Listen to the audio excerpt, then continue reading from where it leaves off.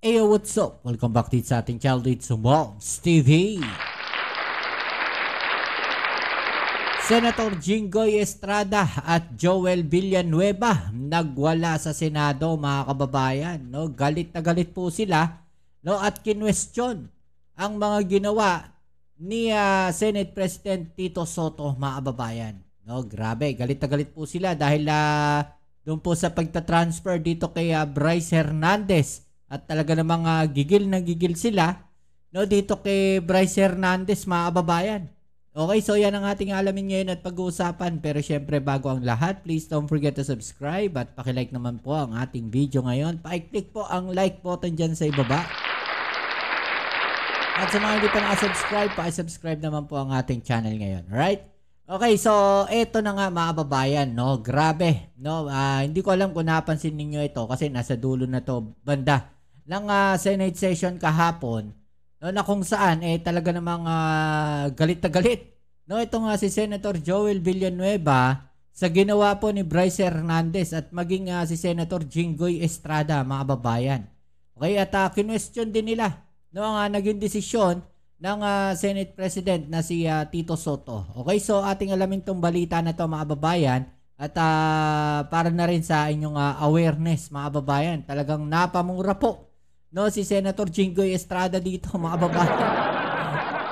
Grabe, napamura sa galit. Okay, so ating alamin to. Let's go. Recognize the former Majority Floor Leader, now the Deputy Minority Floor Leader, Senator Joel Villanueva. Senator Joel Villanueva is recognized. Thank you, Mr. President. Thank you to our Majority Leader. Mr. President, distinguished colleagues, I have been listening attentively to the statements, comments, ideas, arguments being raised in this August chamber. But I think the very first question that was raised when we opened the session is when Senator Bato de la Rosa asked as to whether or not plenary action can be superseded, Mr. President, by any action of the committee or even the Senate President. Mr. President, let me put on record my disagreement, Mr. President, with the decision that was made when Senator Jinggoy Estrada made a motion here in this August chamber, which was carried upon by the members of the Senate. So it was no longer just Senator Jinggoy or the members of the minority. It is the entire Senate who made that decision. And we wanted to put on record, Mr. President, why we supported that motion of Senator Jinggoy Estrada. Mr. President, last Tuesday, when this guy, the Assistant District Engineer from DPWH, mentioned the name of this representation and that of Senator Jinggoy, he immediately stated that he is scared of the Senate. He is scared of the Senate because he mentioned two senators. And during that time, Mr. President, Senator Tito Soto is already the Senate President. And then afterwards, a lot of congresspersons would say that he is safer in the House of Representatives. And then the lawyers of this fellow would mention na ngayon, all of a sudden, safe na siya dito sa Senado. It puts a bad taste in the mouth, Mr. President, na para po bang may mangyayari sa kanya pag nandito siya sa Senado. And that's why, again, when Senator Jinggoy made that motion, we all supported him. And not just the members of the minority, but the entire members of the Senate. And so, Mr. President, even if the majority right now, including some members of the minority, would support the idea of bringing him here in the Senate premises, Senate custody, I will have no objection, Mr. President. But as a former majority leader, I tried to look at the rules, Mr. President. I have not seen a single line in the Senate rules that says the plenary action ay po pwede pong masupersede ng anumang suggestion ng committee o ng mga abogado po natin sa Senado. But again, Mr. President, let me put on record, I will submit with the wisdom of the majority. If that is the desire of the majority, na ibalik po siya dito, yes, I have no problems with that, Mr. President. It's just that I appeal to my colleagues here. Dear colleagues, kung kayo ho dito ang isa sa mga pinangalanan, kahit wala hong ebidensya, kung kayo po dito ang gunawan ng, sabi nga ni Senator Cayetano, hindi screenshot picture ng isang telepono. Kayo ho yung gawa ng ganun. Kayo ho yung gawa na sabihin, idinala sa bahay nyo yung pera. Doon po sa simbahan ng JIL Church. Mr. President, hindi ko ho alam kung anong mararamdaman nyo kung nasa sapatos ko po kayo. Kahit ho si Satanas, hindi papayag dun sa script niya. Tatanggap ka ng suhol sa simbahan. Grabe. Tapos, kung ano yung sabihin niya, yun ang masusunod. Doon ako sa PNP custodial. Doon ako sa Senado ngayon, nagbago na isip ko, and then susunod ho tayo. Mahirap hulunukin yun, Mr. President. Dear colleagues, sana hindi nyo maranasan itong ginawa sa amin. Lahat ng katotohanan, pumupunta sa atin. Yung sinasabing CA member ako, 2023 of October, 2024 po ako naging CA. Ang dami nyo dito, kalahati po dito, CA nun. 2023, sabi, kino-confirm si Secretary Bunuan. 2022, confirmed si Secretary Bunuan. Paulit-ulit po ako dito, wala akong flood control, walang maiturong flood control. And yet, ito, paniniwalaan. Nasa news, nasa lahat po. Dito sa atin, binanggit yung mga kongresista, pero wala, parang falling to deaf ears, Mr. President. Again, Mr. President, hindi ko kailangan na may sumuporta sa akin dito sa Senado. Kahit isa po dito sa Senado, I appreciate yung mga naniniwala. Kung hindi kayo naniniwala, it's not my problem. Ang alam ko lang, Mr. President, mahirap na ikaw paparatangan tapos sa mismong sarili mong bahay, hindi ka maproteksyonan. Sa mismong sarili mong bahay, pinagdududahan ka o hindi ka man lang mapakinggan, Mr. President. At parang ang nagiging dating ngayon, kung ano ang gusto ni Bryce, nitong assistant district engineer, siya po yung masusunod. So yun lang Mr. President. Akin po, kung ibabalik po siya dito, let the plenary decide and let's continue to abide by our rules. Marami pong salamat, Ginoong Pangulo. Grabe, no? Talagang gigil na gigil siya kay Bryce. Jingo Estrada, Mr. President, would like to be recognized. Senator Jingo Estrada is recognized. Thank you, Mr. President. Mr. President, this morning I received a report that Mr. Bryce Hernandez was transferred here from the Pasay City Jail, and it came to as a big surprise to this representation, since we approved that Bryce Hernandez be committed to the Pasay City Jail. We approved it in plenary. Mr. President, last Tuesday, when he appeared before the TRICOM at the House Committee, at the House of Representatives, the opening statement, if my memory serves me right, of Mr. Bryce Hernandez is that, pwede ba dito na lang ako makulong? Ayoko pong bumalik sa Senado dahil merong mga senador na involved dito sa flood control. And much to my surprise, he mentioned this representation together with Senator Joel Villanueva. After his testimony, full of lies, according to the Senate President, he talked with the Speaker of the House, and they reached an agreement that he be committed at the PNP Custodial Center. But when I discovered that when he was at the PNP Custodial Center, not one OSA member was guarding him there. Ni isa sa mga OSA na dapat meron tayong physical custody of that person. Wala na pakialam ang pulis dyan eh. Tayo na ang may physical custody. Pero nasaan? Nasaan na nagagawardya sa kanya doon?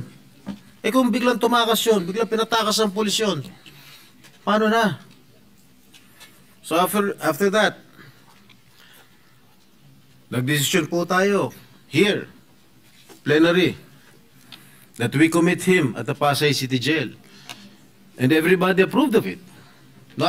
When I made my motion, sinigundahan ni Majority Leader Senator Mig Zubiri, and no one objected.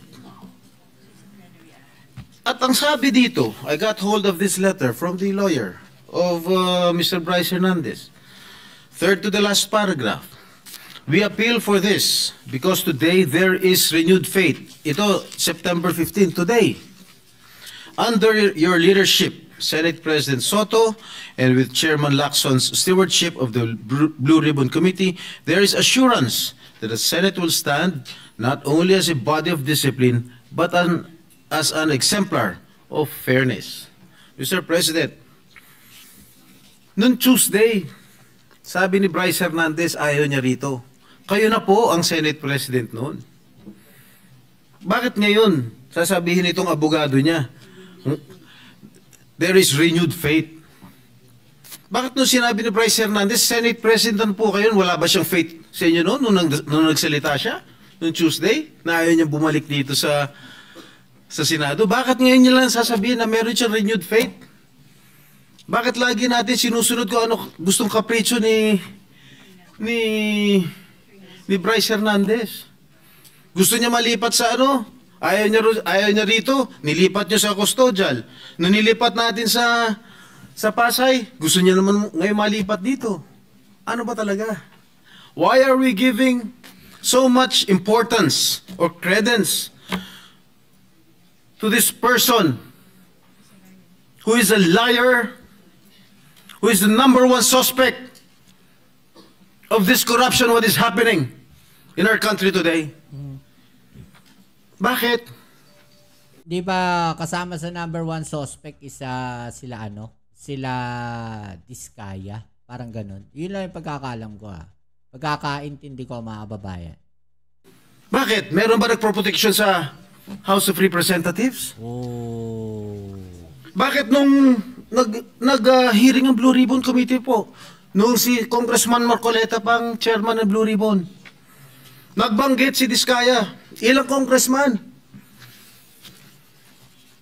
ang involved sa korupsyon.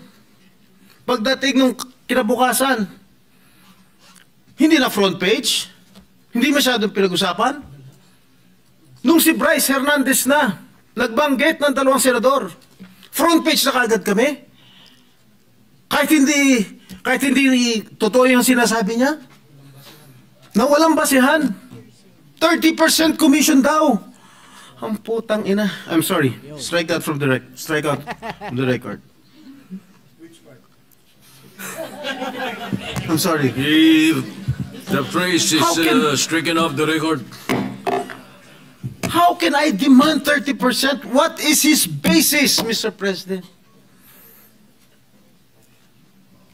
Pagkatapos niyan, wala na, kumalat na. Front page na sa lahat ng mga newspaper of general circulation. Lahat na. Masama na kami ni Joel Villanueva. Sa social media, everything, lahat. I've been there. Kaya pinag-iingatan ko pangalan ko. Why should I do such a thing, Mr. President? Why? I will never do such thing, Mr. President. Porket ba I'm actively participating in the Blue Ribbon Committee? Porket ba matapang ako magtanong? Ako na kagad ang target nila? Bakit? I'm just doing my job as your senator. I have an oath to defend. I want to get all the bad crooks here in the government. That is my duty as your senator, Mr. President. Mr. President, sobra-sobra na. Lahat po kami apektado na. Even the Senate as an institution is also affected by the testimony of one habitual liar. Bakit paniniwalaan natin siya? Bakit yung mga yung sinigaw ng mga congressman? Bakit? Bakit hindi natin imbestigahan? Bakit yung mga senador ay iniimbestigahan? Ako, I'm open to any investigation. In fact, Mr. President, ngayon pa lang, kahit hindi pa nagko-comment sa Blue Ribbon Committee ni Senator Lacson, ngayon pa lang, I'm willing to sign any waiver to open my bank accounts. And that I'll put that on record. I don't know with Senator Joel, maybe will also conform with my idea.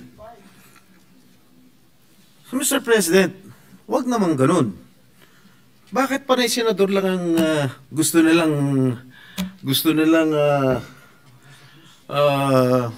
ipako sa krus? Bakit yung mga ibang mga politiko? Dahil, porket sikat kami? Hindi naman yata tama yun. Pare-pareho lang tayo nasa gobyerno. Pare-pareho lang tayo naninilbihan dito. Yun lang po, Ginoong Pangulo. Maraming salamat po. Grabe, no? Majority Leader. Thank you, Mr. President. Mr. President, we thank our distinguished gentlemen for their manifestations. And during the break, I believe we have reached a consensus. Mukhang hindi naman po siguro tayo mag-away na yun. No need for a vote with the Minority Leader and the group. I believe that better coordination na lang po. And we agreed to coordinate better with the Minority Floor Leader in these certain issues. Mr. President, you agreed. The Senate President agreed. So with that, yes, Mr. President, we recognize the Minority Floor Leader. Minority Leader. Yeah, Mr. President, and may I also manifest. And extraordinary lang po na pinagbutuhan natin yan sa plenary. So I just want to express that we want to support our chairman of the Blue Ribbon Committee, Senator Lacson. So after this, it will be the committee and the chairman in coordination with the Senate President. Diba? Hindi man kailangan parating pagbutuhan dito. May mga extraordinary circumstance lang na nangyari. So we want to normalize